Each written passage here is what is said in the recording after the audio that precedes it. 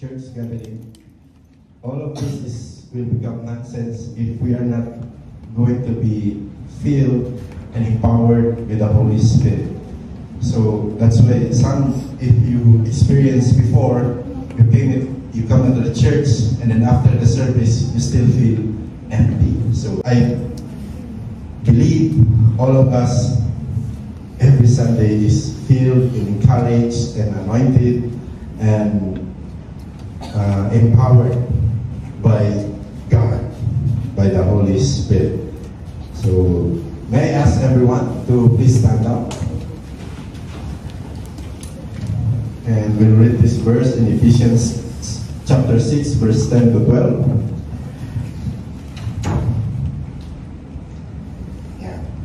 And may I ask everyone as well you will read together this verse so that you will not forget. Okay? 1, 2, 3, go! Finally, my brethren, be strong in the Lord and the power of His might.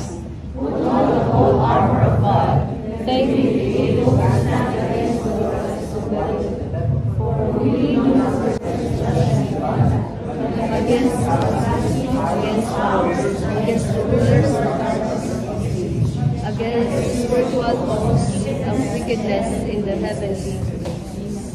Amen. And let's pray.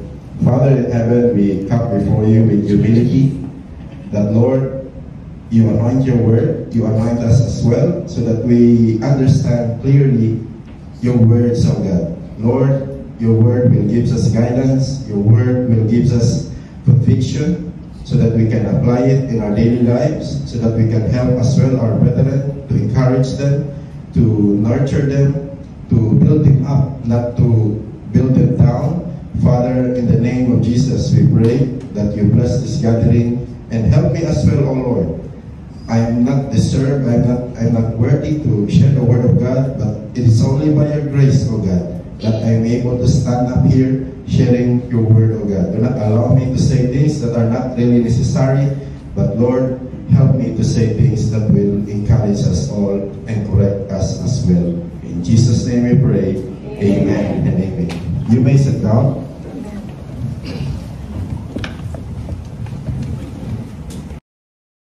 No, that is a wrong conception about Christianity. So some of us may feel sad. Ay, ganun pala ang pagiging Christian. I'm in a war. I'm in a battle. So, let me remind you, my brothers and sisters in Christ, our war this present day, our spiritual battle or war, is nothing to compare during those first century Christians. They are they really encountered, I say, worst of the worst. Can you imagine yourself being fed to the lions? Can you imagine yourself being hung on the cross, inverted, and so what we experience today, we already experience the result of what the first century Christian did. They already sacrificed themselves, their lives. The missionaries all over, even today, there's still persecution. We also experience that in our friends, in our loved ones, in our families. When you became Christian, they will mock you, they will make fun of you. Have you noticed? Napansin niyo ba yun? Na when you became a Christian, ang tawag sa iyo, andito na si Hallelujah, si Hallelujah. Ginagawan kang katatawanan. So, the title for this preaching, be equipped. So, you keep on hearing these phrases, be equipped. Can you say to your neighbor, be equipped, to counter spiritual battle. So, we are still in this team equipped in our yearly or annual team perseverance. So, before we all know that God provided this arsenal or armor in order for us to fight. So we are not empty-handed. When we became Christian, God will equip us, not me. God, not the pastor or not the leader, but God will use leaders. God will use will use brothers and sisters in Christ to equip us. But ultimately, it's God who equips us through His Word. So it is also important that for us to conquer the spiritual battle, we know our enemies. Maybe we are in a war, but we don't know who's the enemy. You are like no idea who's you're fighting for. You have no idea who's my enemy. Or maybe my enemy is myself. Or my enemy is beside me. Look at is that your enemy? Of course not. Is your husband your enemy? Of course not. Is your wife your enemy? Of course not. There is something higher beyond that. There is something that we need to understand so that we know how to conquer this spiritual battle. So we're going to talk only 3 things, and it's very easy to memorize. So as much as possible, I want to make it simple in order for us to, memorize easily. Because some of us, there is already memory gap. The more simple, the better. So that when we go out from this room, this is what Pastor Michael said, this is what, I learned from the preaching. But anyway, we will keep on memorizing those words that we learned from the preaching, because it's the Holy Spirit who equips us. So, the reason why we know some of the Christians, they just suddenly quit being Christian.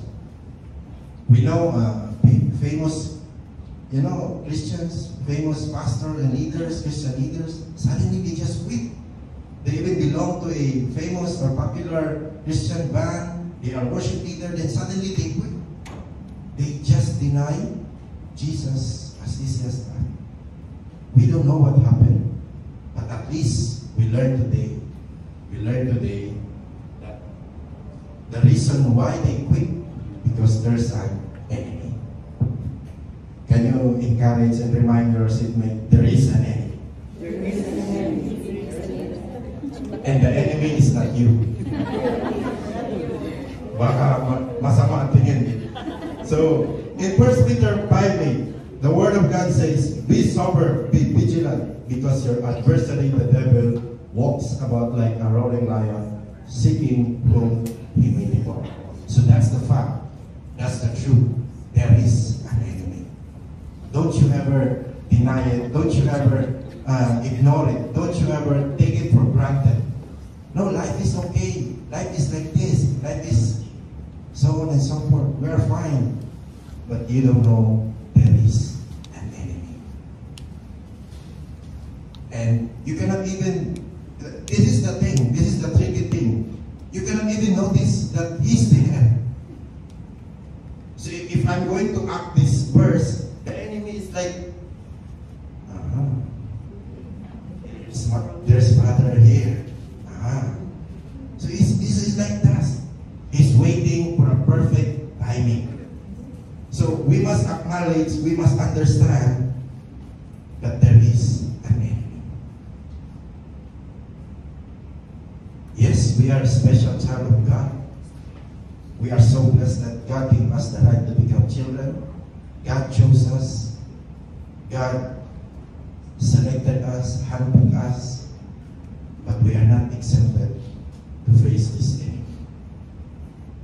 So, in this gathering, we must not allow the enemy or Satan to cause us to, become conflict to each other. Because what will happen if the enemy will use each one of us and he devour us, we became a problematic church. So we became a problematic church. In 2 Corinthians 2:11, it says, lest Satan should take advantage of us, for we are not ignorant of his devices.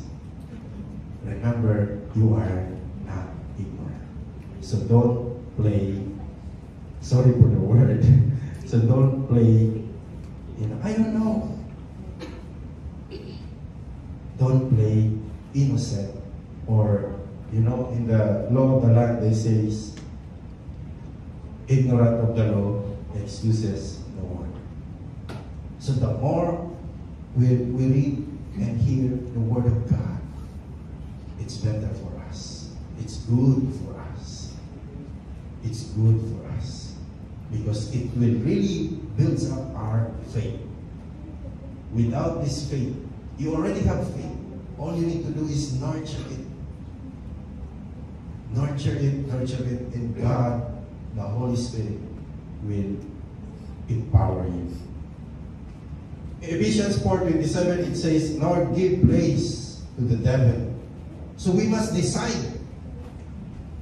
We must decide not to allow the enemy to devour us. Not allow the enemy to give a foothold. Huwag mo siyang hayaan maka-step 1. Don't allow him to give a chance to overtake your life. Be encouraged. What Apostle Paul says to Timothy, fight, fight, fight. Hindi po umaatras sa laban ang mga Kristiyano. We are fighters. Amen. Can you encourage yourself? I am a fighter in Christ. And say to yourself, you are a fighter in Christ. Baka kasi naglulupay-pay na. You are a fighter. Tapos niliteral ka lang, no? I am a fighter. Spiritually, we are a fighter. We are called to fight for our faith. Because that's what love could do for us. That is why the God of love fights for us. And to show that He really fights for us, pinaglaban niya tayo. He died Himself. He offered Himself. He offered Himself on the cross. So, be a fighter. In 2 Timothy 4:7, Apostle Paul says to Timothy, I have fought the good fight, I have finished the race, I have kept the faith. Notice the descending order of what he said. First fight, then there's race, and then there's faith. In order for us to keep the faith, we need to fight. No fighting of our spiritual standing with God, our faith will diminish. It will not be gone, but it will diminish. Until it's difficult for you to, time will come, it's difficult for you to fight again. We may experience, as I said in our prayers, we may face various trials, struggles in life, difficulties in life, health issues, family issues,